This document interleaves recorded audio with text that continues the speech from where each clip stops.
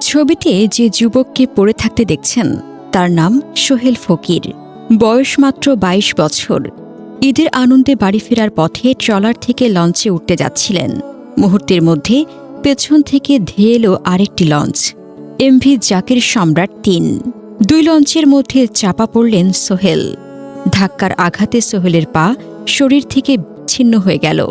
রক্তে ভেসে গেল চারপাশ। তবুও সেই যন্ত্রণার মধ্যেও সোহেল আকাশের দিকে অপলক তাকিয়ে রইলেন। চোখে যেন অনেক অভিযোগ জমা ছিল। লঞ্চ কর্তৃপক্ষের অসতর্কতার বিরুদ্ধে, অতিরিক্ত যাত্রীর ভিড়ের বিরুদ্ধে, নিরাপত্তাহীন ঈদযাত্রার বিরুদ্ধে। কিন্তু প্রতিবাদ করার, কথা বলার, চিৎকার করার শক্তি তার আর ছিল না। সেই তাকিয়ে থাকা বেশিক্ষণ স্থায়ী হয়নি। অতিরিক্ত রক্তক্ষরণে ধীরে ধীরে তার চোখের আলো নিভে গেল।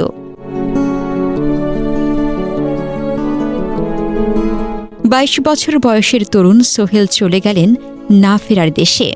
বরিশালের মেহেন্দিগঞ্জ উপজেলার চর খাক্কাটার বাসিন্দা সোহেল ঢাকায় থাকতেন। আজ ছুটি পেয়ে গর্ভবতী স্ত্রী রুবা ও মিরাজ ফকিরকে নিয়ে বাড়ি ফিরছিলেন। স্বপ্ন ছিল গ্রামের বাড়িতে ঈদ আনন্দ, পরিবারের সাথে হাসি খুশি।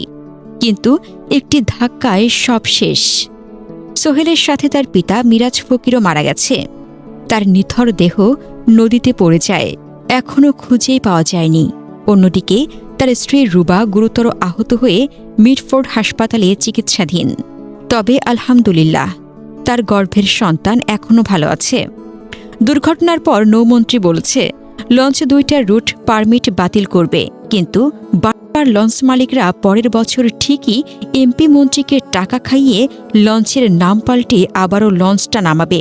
পরের বছর আবারও মানুষ পিষে পিষে মারা যাবে। এটাই বাংলাদেশের সিস্টেম। এই যে ২টা মানুষ মারা গেল, তারাও তো ঈদের আনন্দ সবার সাথে ভাগাভাগি করতেই বাড়ি ফিরছিল। কত স্বপ্ন ছিল, আনন্দ ছিল, একসাথে ঈদ করার উচ্ছ্বাস ছিল, অথচ নিমিষেই সব শেষ। ব্যাগ ভর্তি করে পরিবারের সবার জন্য নতুন কাপড় চোপড়ও কিনেছিল, কিন্তু লঞ্চের ধাক্কায় কাপড়ের ব্যাগটাও পড়ে গেছে নদীতে। নতুন কাপড় পরার আগেই মানুষগুলো বিদায় নিয়েছে চিরদিনের জন্য। ছবিতে সেই অপলক তাকিয়ে থাকা চোখ যেন আজও বলে, আমি তো শুধু বাড়ি ফিরতে চেয়েছিলাম, আমার পরিবারকে দেখতে চেয়েছিলাম, আমার স্ত্রীর হাত ধরে ঈদটা কাটাতে চেয়েছিলাম। কিন্তু লঞ্চের অসতর্কতা, ভিড়ের হুড়োহুড়ি আর নিরাপত্তার অভাব সেই স্বপ্ন চিরতরে কেড়ে নিল। অনাগত সন্তান কোনোদিন তার বাবার মুখ দেখবে না, কোনো স্মৃতি থাকবে না। রুবা কিভাবে সামলাবেন এই শোক? কিভাবে একা লড়বেন জীবনের সঙ্গে? আর কোনো ঈদ কি এই পরিবার শান্তিতে কাটাতে পারবে? প্রতি ঈদে এমনই ঘটে। ভিড়, অতিরিক্ত যাত্রী, অসতর্ক চালনা, আর ফল ভোগ করে সাধারণ মানুষ।